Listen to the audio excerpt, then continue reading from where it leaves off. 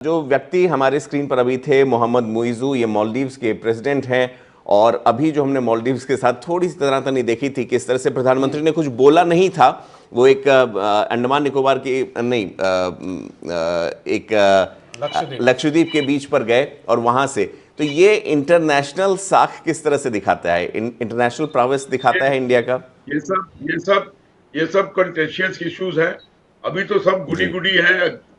अतिथि देवो भव, अभी उसको निभाइए। जी जी, आफ्टर दैट वी विल बाद में कम टू दिस दिखाएंगे। Point when we start the चलिए, things. And thank you very चलिए, मच। बहुत थैंक यू, बहुत बहुत थैंक शुक्रिया, यू, बहुत बहुत थैंक यू, शुक्रिया थैंक आलोक यू, जी, थैंक बहुत यू, बहुत बहुत शुक्रिया thank you Alok ji. Alok ji, always a Anand ji. Pleasure. हाँ, मैं अंतिम बात अपनी कह लूं। मैं ये कह रहा था जी। कि ये जी जो 400 पार का नारा था और उसके बाद फिर ये एग्जिट पोल था, ये इसका सबसे बड़ा कारण दो था। पहला ये था कि 400 पार का नारा शुरू से इसलिए ले रहे थे कि वो जनता में एक भ्रम जाल फैलाना चाह रहे थे, जिससे कि जनता भ्रमित हो और वो सब सोचे कि भाई मोदी ही जीत रहे हैं तो फिर मोदी को ही वोट दिया जाए। ये कारण है। ये आलोक जी जो बात कहे उनकी उस बात से मैं सहमत नहीं हूँ।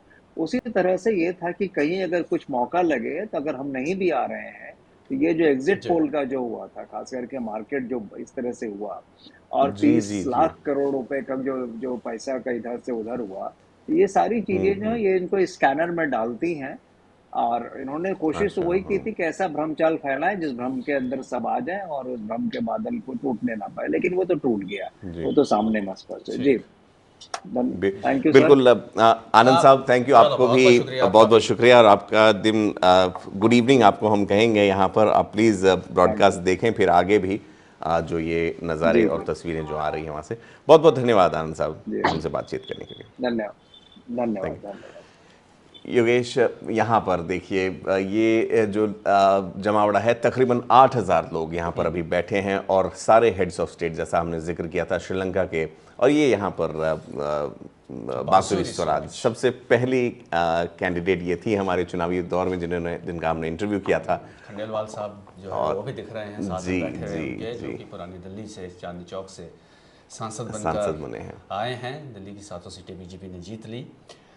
तो ये तस्वीरें जाहिर तौर पर तमाम डॉक्टर महेश शर्मा, वो भी गौतम बुद्ध नगर, गौतम बुद्ध नगर से वो भी यहाँ ये पर दिल्ली के 7 सांसद एक साथ ही बैठे हुए हैं। एक साथ लग रहा है लाइन में बैठे हैं। कुछ ही पलों में आपसे लगभग 10 मिनट बाद जो है वो शपथ ग्रहण समारोह शुरू हो जाएगा।